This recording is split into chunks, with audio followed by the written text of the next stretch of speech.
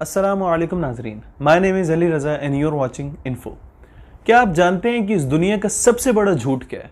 इस दुनिया का सबसे बड़ा झूठ ये है कि हमारा मीडिया आज़ाद है। कहने को तो मुझे सियासत से बड़ी मोहब्बत है, मगर मुझे सियासतदानों से शदीद नफरत है, उनकी झूठे, फरेबी, मक्कार और कमीने किरदार की वजह से। एक बहन, एक बेटी जिसका रेप हुए 2 से 3 साल गुजर जाते हैं, मगर आज तक उसे इंसाफ नहीं मिलता। अचानक इलेक्शन का सीज़न आती है, उसके मुजरिमों को हफ्ते भर ही के लिए सही मगर सलाखों के पीछे बंद ज़रूर कर दिया जाता है। Sadia was once a school teacher. Now she hides at home.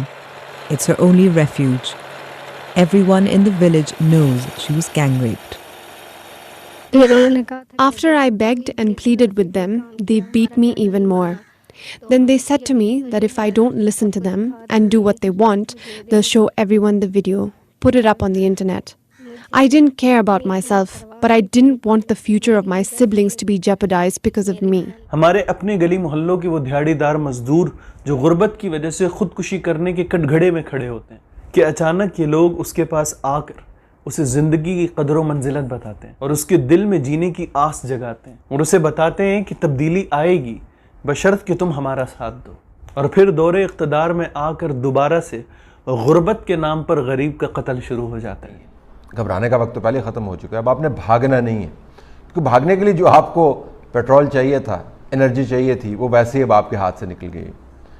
145.82, 142.62, 116.53, 114.07। ये मैं आपको कोई बाबर की या रिजवान के T20 के स्ट्राइक रेट नहीं बता रहा हूँ। ये मैं आपको petrol, diesel, kerosene oil, light diesel, ये कीमतें मैं आपको बता रहा हूँ। जब वज़ीर-ए-आज़म इमरान खान पाकिस्तान की कौम से एक बहुत अच्छा खिताब कर रहे थे और उनको तमाम फ़लसफ़ा हयात बता रहे थे, उसके बाद हमने STH किया और हमने कहा जी कि ये सिर्फ़ और सिर्फ जो है डंग टपाने का एहतमाम है और ख्याल इनका ये है कि ऐसी बातें करके वो हक़ाइक़ को छुपा लेंगे। और फिर से वो शख्स खुदकुशी के इंतहाई करीब आके खड़ा हो जाता है कि अचानक 5 साल फिर से मुकम्मल हो जाते हैं। नामी उस गाँव में पहुँचे जहाँ हमारी मुलाकात प्रेमी से हुई। 46 साल प्रेमी 4 बच्चों की माँ और बेवा है। 1 साल कबल ये अपनी इकलौती बेटी रानी की शादी की तैयारी कर रही थी, मगर जहेज बनाने में जब उन्हें मुश्किलात का सामना हुआ तो रानी ने फंदा डालकर मौत को गले लगा लिया। हमें किसी ने बताया नहीं, हमने खुद उसे ढूंढा। सुबह में उसके भाई समझे कि कुएं पे पानी भरने गई है, देखा तो यही करीबी दरख्त से उसने खुद को फांसी लगा ली थी। वो फरमाइश कर रही थी कि शादी है तो कपड़े दिला दो, कोई जेवर दे दो। यहाँ तो पैसे ही नहीं थे, मैं कहाँ से दिलाती, मैं लकड़ियाँ काट कर आटा खरीदती हूँ।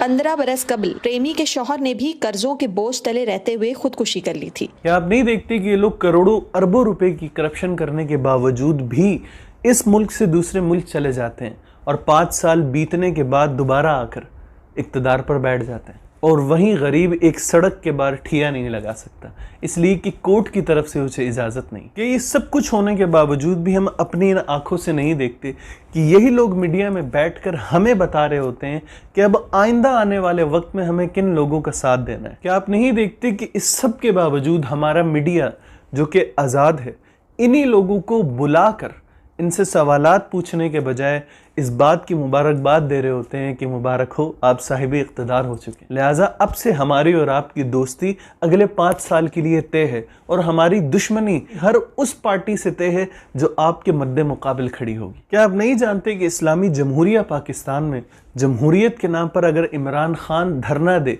तो उस धरने को पूरी की पूरी दुनिया में न्यूज़ चैनल्स पर दिखाया जाता है, और अगर उसी जमहूरियत के नाम पर तहरीक लब्बाइक या कोई भी इस्लामी तहरीक धरना दे तो फिर उस धरने को दहशतगर्दी की शक्ल देकर उसे मीडिया पर नहीं दिखाया जा सकता। और ये भी कहा कि अगर आपने अदालतों में मुझे या कानूनी तौर पर इंसाफ ना मिला, मैं 14 महीने से बार बार कह रहा था कि मैं सड़कों पर निकलूंगा। पुरअमन एहतजाज मेरा हक है, मेरा जमहूरी हक है, और जब इन्होंने नहीं दिया तो मैं सड़कों पर निकला। मुझे पता है मैंने कौन सा कानून तोड़ा था, कौन सी गैर जमहूरी चीज की थी? आज मैं इस वक्त चंदा किला बाईपास पर मौजूद हूँ। कामों की से कालादम तंजीम के मुजाहरीन जब गुजरांवाला शहर में आएंगे तो ये जो बाईपास है यहाँ से दो रास्ते आगे वजीराबाद की तरफ जाते हैं। पुलिस और रेंजर्स के एहलकार शहर में गश्त करते दिखाई दे रहे हैं, ताहम शहर में रुकावटें नहीं हैं। आगे वजीराबाद में मौलाना जफ़र अली ख़ान चौक में कंटेनर्स लगे हुए हैं। वजीराबाद से सियालकोट जाने वाली जो सड़क है उसको भी आमदोरफ़त के लिए बंद कर दिया गया है, क्योंकि वहाँ पर पुलिस ने गहरे गड्ढे खोद कर एक खंदक बनाई है। वजीराबाद से आगे टूल प्लाजा पर पूरा जीटी रोड खोद कर एक बड़ी खंदक बनाई गई है। वहाँ पर कंटेनर्स भी लगे हुए हैं और यही वो मुकाम है जहाँ सिक्योरिटी एहलकारों की बड़ी तादाद भी मौजूद है। और पीछे दरियाए चनाब के जो दोनों पुल हैं वहाँ पर ना सिर्फ कंटेनर्स लगे हुए हैं बल्कि रेत के बड़े बड़े ढेर भी लगे हुए हैं, जिस पर पूरी तरह आमदोरफ़त बंद है। मैं ये सवाल पूछता हूँ कि ये क्यों सारा बनिगाला बंद क्यों किया? क्यों यहाँ मुझे इधर घर के अंदर तकरीबन हाउस अरेस्ट कर दिया? क्यों किया? कौन से कानून के तहत? कौन सा कानून मैंने तोड़ा? अब तक 40 पुलिस की गाड़ियों को जला दिया गया।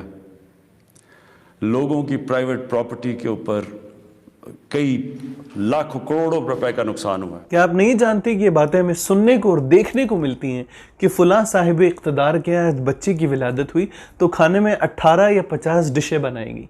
क्या आपने कभी ये देखा कि हमारी मुसलमान बहनें जो बाहर ममालिक में बेवजह सजाएं काट रही हैं, क्या उनको 2 वक्त का खाना भी मैसर आता है? क्या आपने कभी सुना कि हमारे मीडिया ने डॉक्टर आफिया सिद्दीकी के बारे में सही से सवाल उठाया हो? वो ख़ातून को के ऊपर टॉर्चर किया जाता था, तो टॉर्चर के दौरान वो ज़ोर ज़ोर से चीखती थी और उसकी उर्दू में उसकी आवाज़ें आती थीं, जिस बिना पर फिर मैंने गार्ड से पूछा तो गार्ड्स ने मुझे बताया था कि ये पाकिस्तानी ख़ातून है और इसको टॉर्चर किया जा रहा है, इसका नाम आफिया है। आपको मीडिया पर बैठकर इस बात की अप्रिशिएशन तो ज़रूर मिलेगी कि लक्स स्टाइल अवार्ड शो में फलां एक्ट्रेस ने कम लिबास पहनकर ज्यादा बदन को दिखाया, मगर इस पर हमेशा लान तान ही मिलेगी कि क्यों आया स्कार्फ के लिए 5 से 7 नंबर एक्स्ट्रा दे दिए गए।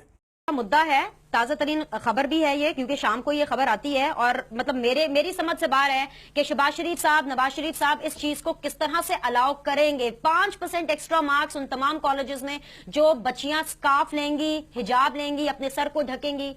मनान साहब, क्या हो गया आप लोगों को? मेरी बात सुन लीजिए, ये पाकिस्तान ला इलाहा इल्लल्लाह मोहम्मद रसूलुल्लाह के नाम पे बना है, ये हिंदुस्तान। और आखिर में लुब्बे लबाब के तौर पे यही कहना चाहूँगा कि इस वीडियो को देखने के बाद अगर आपको अब भी यही लगता है कि हमारा मीडिया आज़ाद है, तो आपकी मिसाल एक ऐसे पंछी की तरह है जो कैद होने के बावजूद भी खुद को आज़ाद समझता है। आज के लिए मुझे इजाज़त दीजिए, फिर मिलेंगे एक नई वीडियो में।